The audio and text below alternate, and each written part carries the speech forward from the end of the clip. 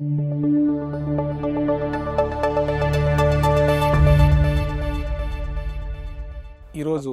Diagonal and offset system of survey గురించి చర్చించుకుందాం. మీ అందరికీ తెలుసు, సర్వే అనేది సర్వే అండ్ బౌండరీస్ యాక్ట్ ప్రకారము దానికి అనుబంధంగా ఇచ్చిన నిబంధనలు రూల్స్ ప్రకారము మనం సర్వే చేయాలి.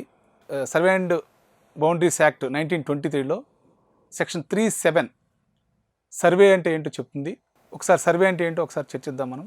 సర్వే డెఫినేషన్ ప్రకారము survey includes all operations incidental to determine, measure and record a boundary or boundaries of a land.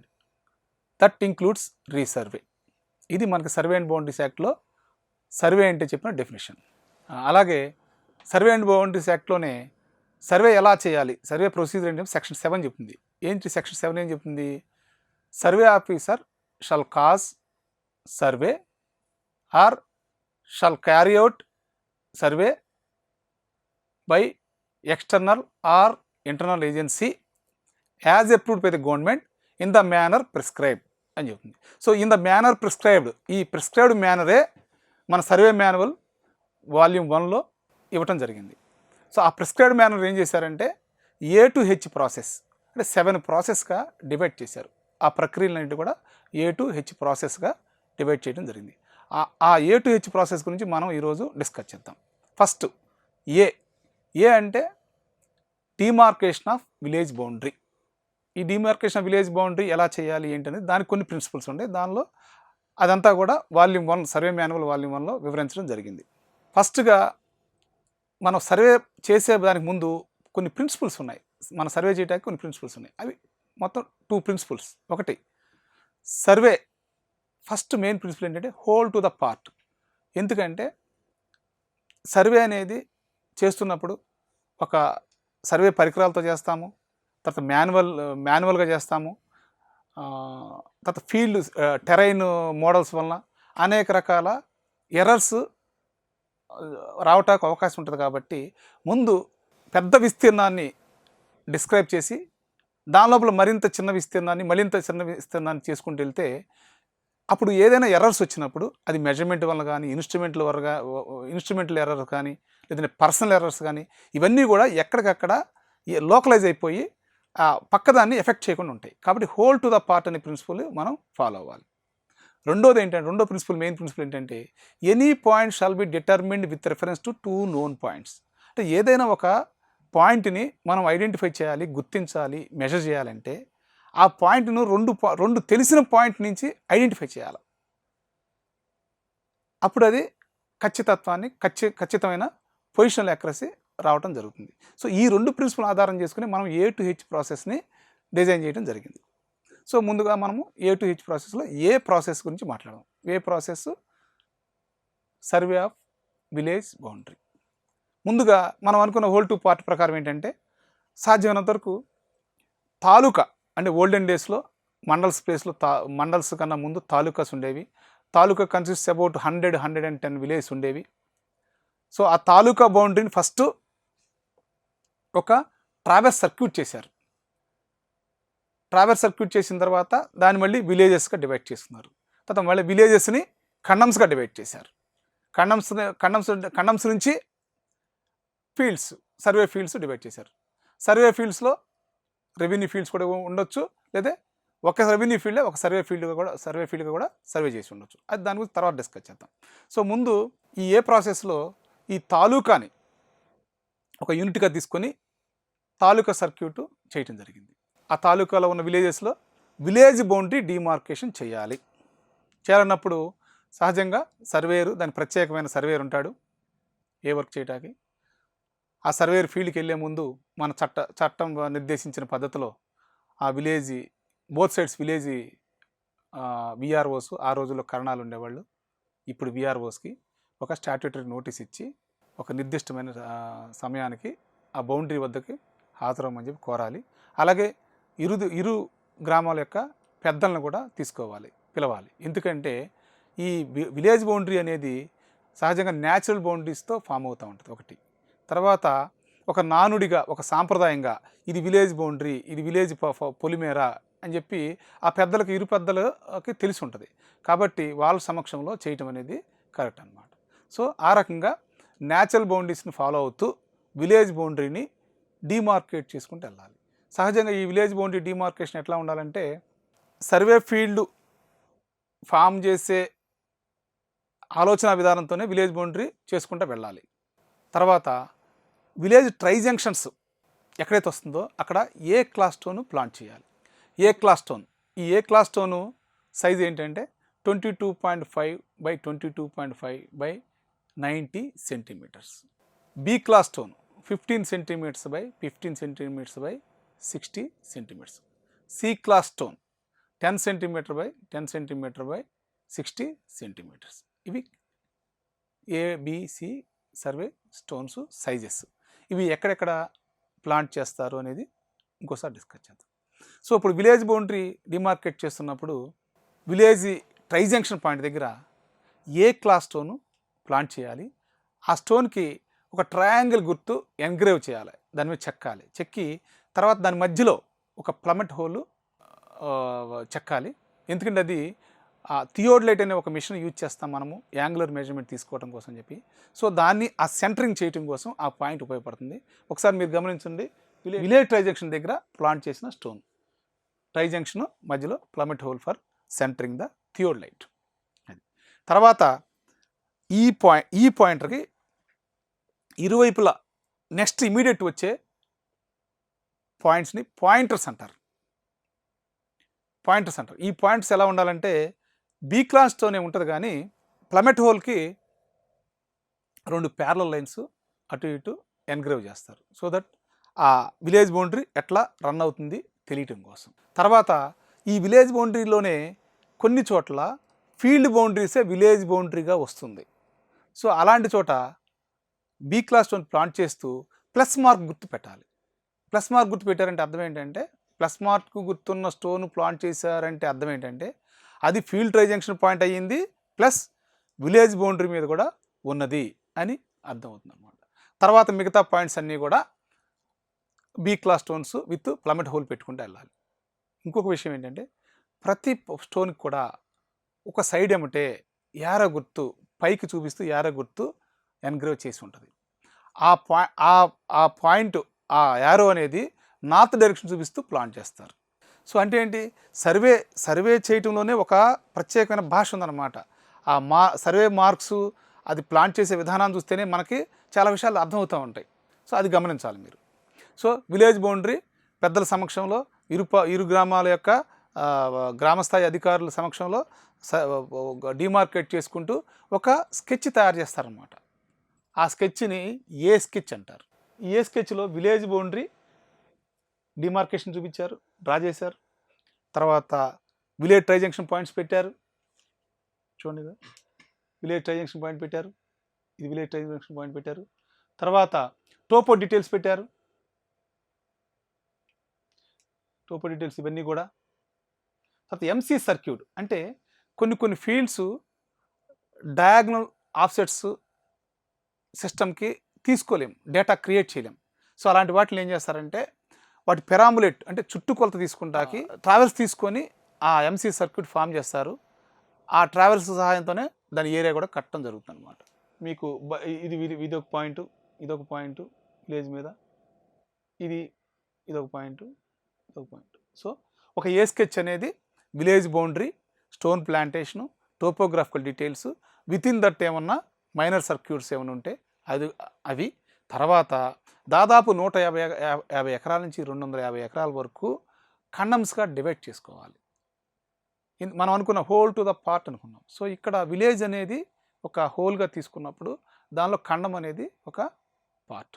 So ఆ రకంగా ఖండమ్స్ బౌండరీస్ కూడా ఇన్ జనరల్ సాధ్యమైనంత వరకు న్యాచురల్ బౌండరీస్ అంటే వాగులు, వంకలు, డొంకలు, రోడ్స్ ఇలాంటివన్నీ కొన్ని ఉంటాయి. వాటిని ఫాలో అవుతూ ఖండం బౌండరీస్ కూడా ఫామ్ చేసుకోవాలి. మీరు గుర్తుపెట్టుకోవాల్సింది ఏంటంటే ప్రతి బౌండరీ కూడా అది విలేజ్ బౌండరీ అవ్వచ్చు, ఖండం బౌండరీ అవ్వచ్చు, లేకపోతే మండల బౌండరీ అవ్వచ్చు, లేదా డిస్ట్రిక్ట్ బౌండరీ అవ్వచ్చు, ఇంటర్ స్టేట్ బౌండరీ అవ్వచ్చు. ప్రతి బౌండరీ కూడా ప్రాథమికంగా అది ఒక ఫీల్డ్ బౌండరీయే, అది గుర్తుంచుకోవాలి మీరు కూడా.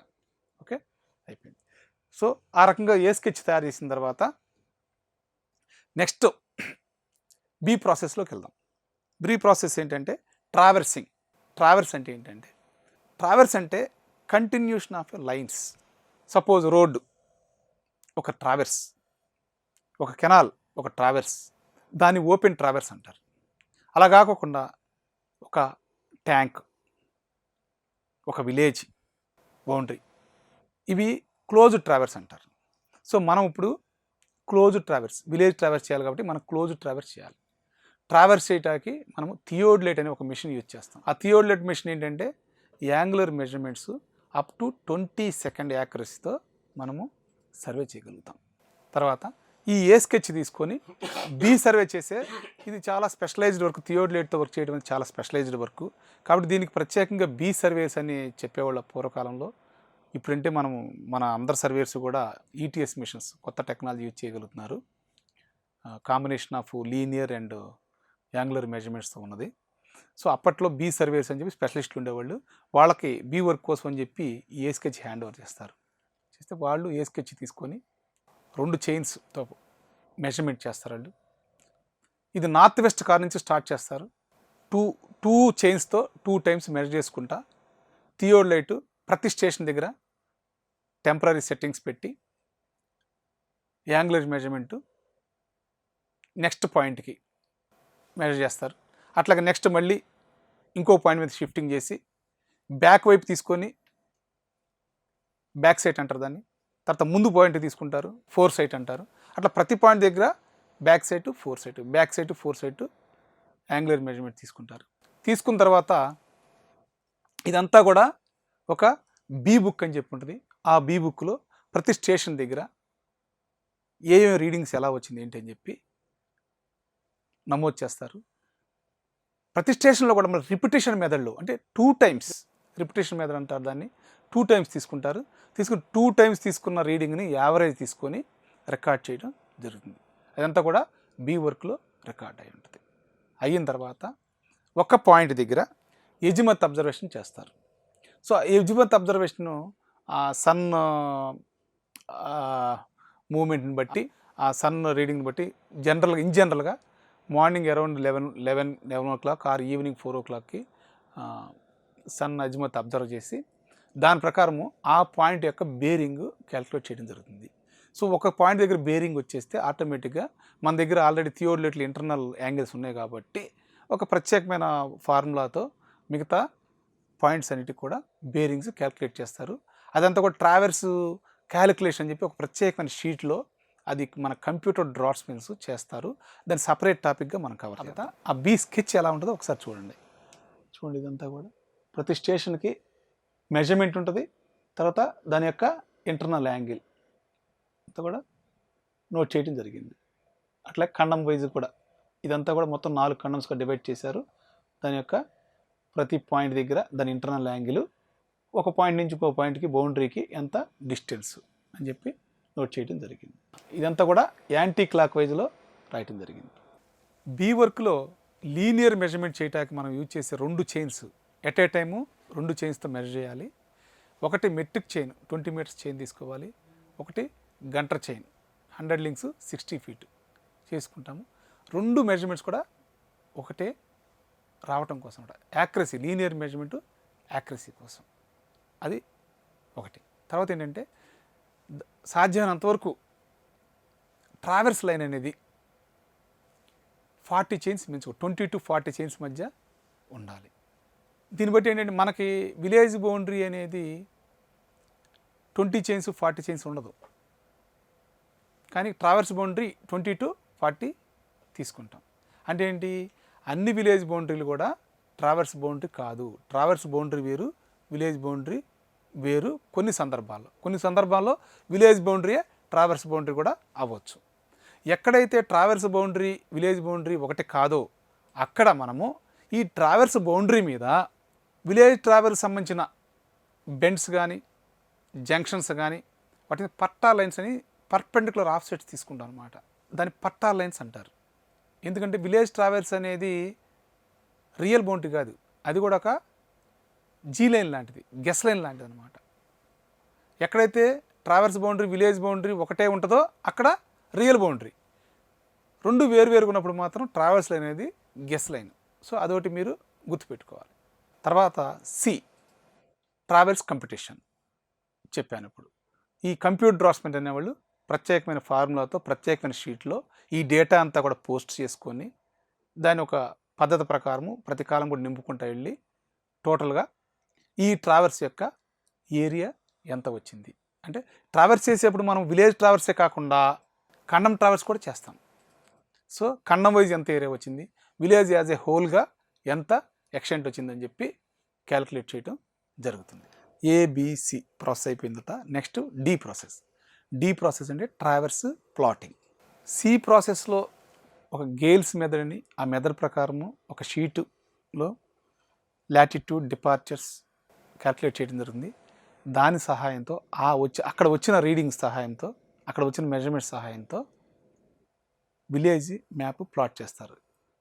ఖండం బౌండరీతో సహా విలేజ్ ప్లాట్ చేస్తారు. జనరల్గా మనం విలేజ్ మ్యాప్ అనేది, విలేజ్ బౌండరీ అనేది 1:5000 స్కేల్లో ప్లాట్ చేయడం జరుగుతుంది. నెక్స్ట్ ఈ ప్రాసెస్, ఇది చాలా ఇంపార్టెంట్. Field demarcation. ఈ ప్రాసెస్ అంటే ఫీల్డ్ డిమార్కేషన్, ఇది చాలా ఇంపార్టెంట్ అనమాట. సో అసలు నిజమైన పనిలోకి, కరెక్ట్ పనిలోకి వెళ్తున్నాం. అసలు మన టార్గెట్ పని ఏంటో ఆ పనిలోకి వెళ్తున్నాం మనం ఇప్పుడు. ఇక్కడ సహజంగా ఏంటంటే మన ఇండియాలో కమతాలు, యావరేజ్ కమతాలు, భూ కమతాలు దాదాపుగా 1.2, 1.3 ఏకర్స్ కన్నా ఎక్కువ లేవు. 20 ఎకరాలు, 10 ఎకరాలు చాలా తక్కువ కమతాలు ఉంటాయి. అన్నీ కూడా చిన్న చిన్న కమతాలు ఉన్నాయి అన్నమాట. సో ప్రతి కమతాన్ని సర్వే చేసుకుంటూ వెళ్తే అది కాస్ట్ అండ్ టైం ఎఫెక్ట్ కాదు. కాబట్టి అప్పుడు ఏం చేశారంటే, డ్రై ఏరియా అయితే కనుక 10 ఎకరాలని ఒక సర్వే ఫీల్డ్గా తీసుకోండి, వెట్ అయితే కనుక 5 ఏకర్స్ ఒక సర్వే ఫీల్డ్గా తీసుకోండి. సో ఈ 5 ఎకరాలు కానీ 10 ఎకరాల లోపు ఎన్ని రెవెన్యూ ఫీల్డ్స్ వస్తాయి, అంతే ఎన్ని భూకంపతాలు వస్తే అన్ని భూకంపతాలను కలిపి ఒక సర్వే ఫీల్డ్గా తీసుకుంటాం. అలాగని చెప్పి ఒక రైతుకు 10 ఎకరాలు ఉంటే వెట్ ఏరియాలో 2 సర్వే నెంబర్లుగా చేయకూడదు మనం. ఎందుకంటే ఒక రైతుకు సంబంధించిందే కాబట్టి, ఒకే క్లాసిఫికేషన్ కాబట్టి ఒకే నెంబర్గా చేసుకోవాలి.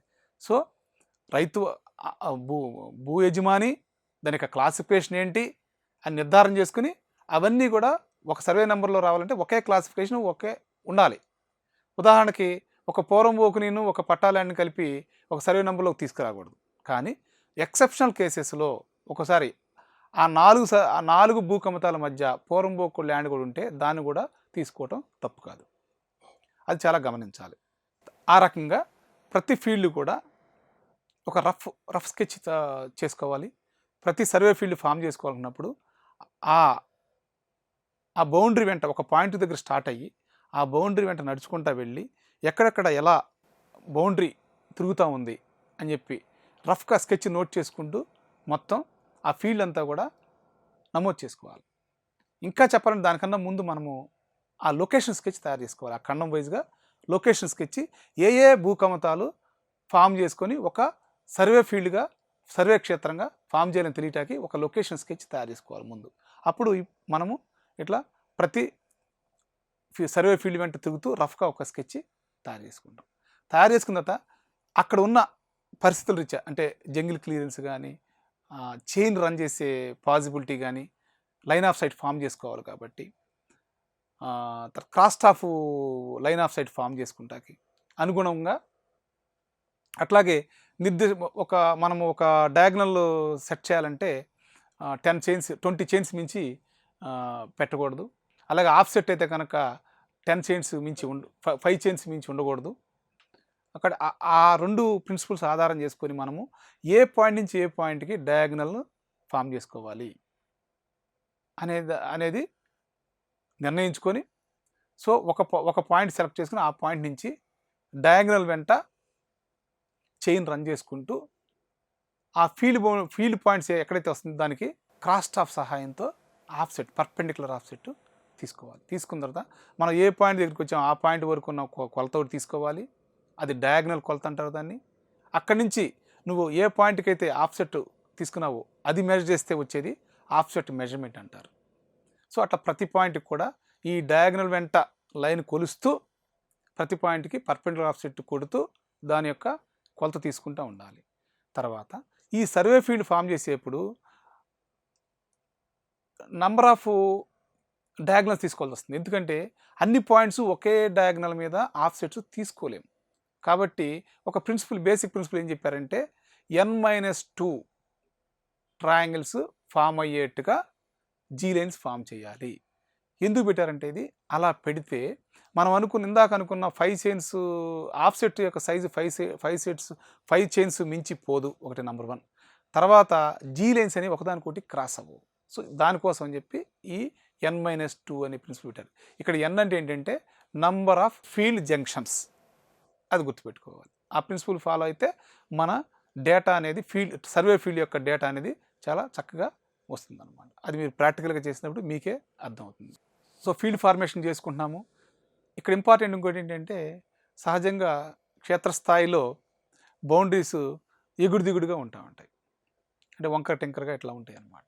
సో అవి సాధ్యమైనంత వరకు నంబర్ ఆఫ్ పాయింట్స్ తగ్గించుకోవాలి. కాబట్టి అది కల్టివేషన్తో వచ్చిన ప్రాబ్లం. కాబట్టి ఈక్వలైజేషన్ ఆఫ్ బెండ్స్ రూపంలో ఇరు పార్టీల మధ్య చూసుకొని ± ఈక్వల్గా ఉండేట్టు ఈక్వలైజేషన్ ఆఫ్ బెండ్స్ చేయాలి. ఒకటి. రెండోది తర్వాత లాంగ్ నేరో ఫీల్డ్స్ ఉంటాయి చాలా. అంటే మన డొంకలు కానీ ఈ రోడ్స్ కానీ ఇలాంటివన్నీ కూడా లాంగ్ నేరో ఫీల్డ్స్ అన్నమాట. వీటిని చాలా జాగ్రత్తగా చేయాలి. మనము డయాగ్నల్ అనేది చాలా దూరంగా రన్ అవుతూ ఉంటుంది. వెల్ ప్రపోర్షన్ ట్రయాంగిల్స్ ఫామ్ చేయడం కష్టం అన్నమాట.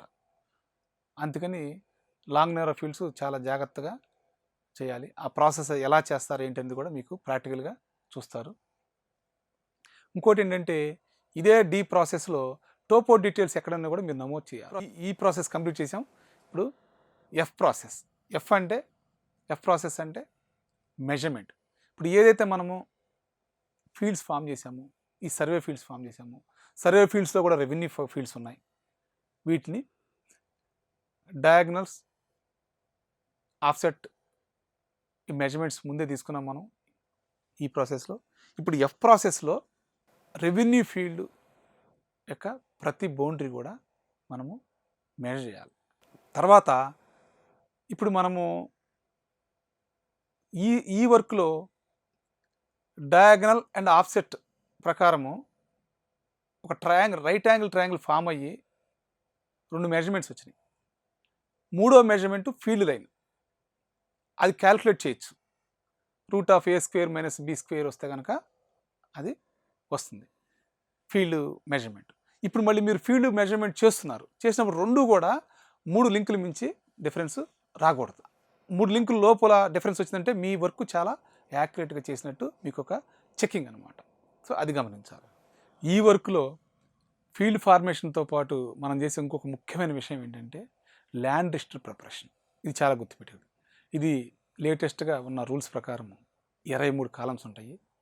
దానిలో 10 కాలమ్స్ వరకు కూడా లేటెస్ట్ అడంగల్లో ఉన్న ఎంట్రీస్ తీసుకోవాలి. ప్రతి ఎంట్రీ కూడా లేటెస్ట్ అప్డేటెడ్ అడంగల్ ఎంట్రీస్ తీసుకుని ప్రతి ఎంట్రీకి ఆపోజిట్ ఇప్పుడు మీరు చేస్తున్న సర్వే యొక్క రిజల్ట్స్ రాయాలి. ఏంటి ఆ రిజల్ట్స్?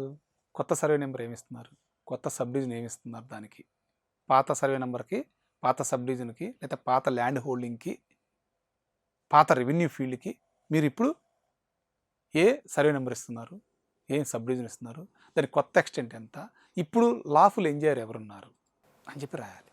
తర్వాత ఆ అడంగల్లో ఉన్న పట్టాదారికి ఇప్పుడు ఎంజాయ్మెంట్లో ఉన్న పట్టాదారికి డిఫరెన్స్ ఏమైనా ఉంటే ఎందుకు డిఫరెన్స్ వచ్చిందని చెప్పి రిమార్క్స్ కాలంలో ఖచ్చితంగా రాయాలి. చాలా ల్యాండ్ రిజిస్టర్ చాలా ఇంపార్టెంట్. ఎందుకంటే దీనిలో టెన్యూర్ క్లాసిఫికేషన్ ఒకటి ఉంటుంది ల్యాండ్ రిజిస్టర్లో. ఇవన్నీ కూడా ఇప్పుడు ఒక గవర్నమెంట్ ఆర్ ఇనామ్ ల్యాండ్ క్లాసిఫికేషన్ ఇప్పుడు అన్నీ దాదాపుగా గవర్నమెంటే, జీ అని రాస్తాం, లేదా సర్కారీ అని రాస్తాం తెలుగులో.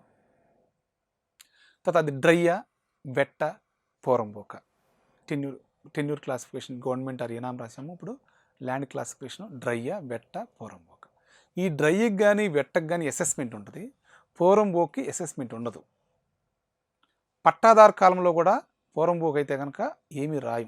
అది ఏ రకమైన పోరంబోకు, రకరకాల పోరంబోక్స్ ఉన్నాయి. అది సర్వే మాన్యువల్లో దాదాపు 19-20 రకాలు ఉన్నాయి. అవి రిమార్క్స్ కాలంలో రాసుకోవాలి. Next G work. G work plotting. ఈ జీ వర్క్లో మీరు ఇప్పుడు ఈఎఫ్లో తయారు చేసిన ఫీల్డ్ మెజర్మెంట్ స్కెచెస్ జనరల్గా 1:1000 లేదు 1:2000లో ప్లాట్ చేస్తాం. అట్లాగే విలేజ్ మ్యాప్ కూడా ఈ ఎఫ్ఎంబీస్ని యూజ్ చేసి ప్లాట్ చేస్తాం. ఈ విలేజ్ మ్యాప్ ప్లాట్ చేసేప్పుడు ఎఫ్ఎంబి జీ లైన్స్ ఉపయోగించి ప్లాట్ చేస్తామే కానీ ఎఫ్ఎంబిలో ఉన్న సబ్ డివిజన్స్ ప్లాట్ చేయాల్సిన అవసరం లేదు. తర్వాత ఇంకోటి ఇంపార్టెంట్ ఏంటంటే నంబరింగ్ ఇవ్వటం, ఎఫ్ఎంబి సర్వే నంబరింగ్ ఇవ్వటం అనమాట. నార్త్ వెస్ట్ కార్నర్లో స్టార్ట్ చేస్తూ 1వ నెంబర్ స్టార్ట్ చేస్తూ అక్కడి నుంచి 1, 2 ఇచ్చుకుంటూ సౌత్ ఈస్ట్ కార్నర్లోకి లాస్ట్ సర్వే నెంబర్ వచ్చేట్టుగా సర్వే నెంబర్లు ఇచ్చుకుంటూ రావాలి. సో దట్ ఏంటంటే మనకి ఏదైనా ఒక సర్వే నెంబరు ఎటువైపు ఉందంటే ఈజీగా చెప్పగలుగుతాం, విలేజ్కి ఏ వైపు ఉందని చెప్పి ఈజీగా చెప్పగలుగుతాం అనమాట. అట్లాగే టోపో డీటెయిల్స్ మనం ఆల్రెడీ ఎఫ్ఎంబీస్లో కలెక్ట్ చేసాము, ఏ స్కెచ్లో కలెక్ట్ చేసాము టోపో డీటెయిల్స్. అవన్నీ కూడా దీనిలో ఆల్రెడీ మనకు సింబల్ లైబ్రరీ ఒకటి ఉంటుంది, టోపో డీటెయిల్స్ సింబల్ లైబ్రరీ ఒకటి ఉంటుంది. దానిలో ఏ టోపో డీటెయిల్ని ఎలా డ్రా చేయాలని దానికి సింబల్ ఇచ్చి ఉంటారు. అదే సింబల్ అదే సైజులో ఈ విలేజ్ మ్యాప్లో కూడా ప్లాట్ చేయాలి. ఆ టోపో డీటెయిల్స్ గురించి వివరాలు కూడా సపరేట్గా మళ్ళీ చెప్తారు. చేసిన తర్వాత జీ వర్క్ అయిపోయింది. తర్వాత దీనిలో ఏం చేస్తారంటే జీ వర్క్లోనే ప్లాట్ చేసిన ప్రతి ఎఫ్ఎంబిని కూడా ఏరియా కంప్యూట్ చేస్తారు. మళ్ళీ కంప్యూట్ చేసి ఈఎఫ్ వర్క్లో మనం కంప్యూట్ చేసిన ఏరియాకి దీనికి ఏమైనా వేరియేషన్ ఉందా చూస్తారన్నమాట. ఎలవెన్స్లో ఉందా లేదా అని చూసుకుంటారు ఒకటి. తర్వాత ఈ ఏరియాస్ అన్నీ కూడా క్యుములేటివ్గా యాడ్ చేసి ఎఫ్ఎంబి ఏరియాస్ అన్నీ కూడా యాడ్ చేసి టోటల్ ఎఫ్ఎంబిస్ యొక్క ఏరియా ఎంత వచ్చింది అని చూసి, తర్వాత డి వర్క్లో మనం ట్రావెల్స్ కంప్యూట్ చేసాం, అక్కడ ఒక ఏరియా వచ్చింది. ఈ ఏరియాకి డి వర్క్లో కంప్యూట్ చేసిన ఏరియాకి ఇప్పుడు జీ వర్క్లో కంప్యూట్ చేసిన ఏరియాకి 1 డిఫరెన్స్ కన్నా ఎక్కువ రాకూడదు. వచ్చిందంటే ఎక్కడో ఏదో ఎర్ర ఉన్నట్టు లెక్క ఒకటి. తర్వాత మళ్ళీ మనము ఇంకోటి గుర్తుపెట్టుకోవాల్సింది ఏంటంటే మనము whole to the part principle మళ్ళీ ఇప్పుడు ఒకసారి గుర్తు తెచ్చుకుంటే ఈ ఖండం లోపలే ముందు ఫస్ట్ ఒక ఖండం లోపల దానికి సంబంధించిన ఎఫ్ఎంబీస్ సర్వే నెంబర్స్ అన్నీ కూడా ప్లాట్ చేసుకుని ఏదైనా కొద్దిగా ప్లాటింగ్ ఎర్రర్ వలన కానీ లేదా మెజర్మెంట్ ఎర్రర్ వలన కానీ ఖండం బౌండరీ దాటి వచ్చే అవకాశం ఉంటే ప్లాటింగ్లో దాన్ని ఖండం లోపలే అడ్జస్ట్ చేయాలి కానీ ఆ ఖండం బయటకు వచ్చేట్టుగా ప్లాట్ చేయకూడదు. అదే హోల్ టు ద పార్ట్ యొక్క ప్రిన్సిపల్ అనమాట. సో ఎక్కడికక్కడ ఎర్రర్స్ ఆ ఖండం లోపల వితిన్ ఖండం లోపలే రిస్ట్రిక్ట్ చేసేయాలి, లోకలైజ్ చేసేయాలి. అది గుర్తుపెట్టుకోండి. సో ఈ విలేజ్ మ్యాప్ అంతా తయారు చేసిన తర్వాత మనకు దీని సిగ్నిఫికెన్స్ ఏంటంటే ఇంపార్టెంట్ ఎడ్జసెన్సీ ఇన్ఫర్మేషన్. అంటే ఏ సర్వే నెంబర్ పక్కన ఏమొస్తుంది, టోపో డీటెయిల్స్ ఏమేమి ఎట్లా రన్ అవుతా ఉన్నాయి, ఎక్కడున్నాయి. మనం ఏదైనా ఒక సర్వే నెంబర్ దగ్గరికి వెళ్ళాలంటే సర్వే ఈజీగా ఆ రోడ్డో డొంకో ఒక చెరువో ఒక హిల్లో ఇవన్నీ చూసుకొని పట్టుకొని ఆ సర్వే నెంబర్ దగ్గరికి ఈజీగా వెళ్ళగలుగుతారు ఎవరైనా సరే. వెళ్ళి అప్పుడు ఆ సర్వే నెంబర్ నిర్దిష్టమైన సర్వే నెంబర్ దగ్గరికి వెళ్ళిన తర్వాత సెకండ్ ప్రిన్సిపల్ చూస్తారా, any points shall be determined with reference to 2 known points అన్నాం కదా. దాని ప్రకారం మళ్ళీ ఏదైనా బౌండరీని మళ్ళీ రీఫిక్స్ చేసి మెజర్ చేయగలుగుతారు. లేదంటే వితిన్ దట్ సర్వే నెంబర్లో సబ్ డివిజన్లు కూడా చేయగలుగుతారు. ఈ విలేజ్ మ్యాప్ యొక్క సిగ్నిఫికెన్స్ ఇది. ఎఫ్ఎంబీలో ఎప్పుడన్నా మెజర్మెంట్ ఎఫ్ఎంబీ ఏదైనా మిస్ అయింది, ఎఫ్ఎంబీ మేలో అప్పుడు మెజర్మెంట్ లేదు మనకి, అప్పుడు గబాల్ని మనం తీసుకొని విలేజ్ మ్యాప్లో ఎఫ్ఎంబీ ఉంది కదా అని చెప్పి స్కేల్ ఆఫ్ చేసి ఆ మెజర్మెంట్ తీసుకోకూడదు. విలేజ్ మ్యాప్ సిగ్నిఫికెన్స్ ఎంతవరకు ఏంటంటే ఏ సర్వే నెంబర్ దగ్గర ఏ పక్కన ఏముంది, టోపో డీటెయిల్స్ ఎక్కడున్నాయి, ఏ సర్వే నెంబర్కి ఎలా వెళ్ళగలుగుతాం అని ఇన్ఫర్మేషన్ తెలియటం కోసం village map. H process. H అంటే finishing, village map finishing. Village మ్యాప్లో ఒక నిర్దిష్ట నమూనాలో చేయాలి. ఆ బౌండరీస్ అన్నీ కూడా ఆ నిర్దిష్టమైన థిక్నెస్తో కలరింగ్ చేయాలి. తర్వాత ఎస్ఎండ్బి యాక్ట్ ఈ విలేజ్ ఎస్ఎండ్బి యాక్ట్లో 5 నోటిఫికేషన్ ఎప్పుడు ఇచ్చారు సర్వే కోసం, 6 ఎప్పుడు ఇచ్చారు, 13 నోటిఫికేషన్ ఎప్పుడు ఇచ్చారు, ఇవన్నీ కూడా ఆ సర్వే డీటెయిల్స్ అన్నీ కూడా ఎప్పుడు ప్రింట్ చేశారు, ఎప్పుడు పబ్లిష్ చేశారు, ఎవరు సూపర్విజన్లో సర్వే జరిగింది, ఎవరు పబ్లిష్ చేశారు, ఏ స్కేల్కి ప్లాట్ చేశారు, నార్త్ డైరెక్షన్ ఏంటి, ఈ వివరాలన్నీ కూడా ఆ విలేజ్ మ్యాప్లో ప్రింట్ చేయడం జరుగుతుంది. ఇది ఒక క్లుప్తంగా A to H ప్రాసెస్. ఇది మీరు ప్రాక్టికల్గా చేసేప్పుడు కొన్ని ప్రిన్సిపల్స్ కూడా పాటించాలి. ఆ వివరాలు వేరే లెక్చర్లో కవర్ చేస్తారు.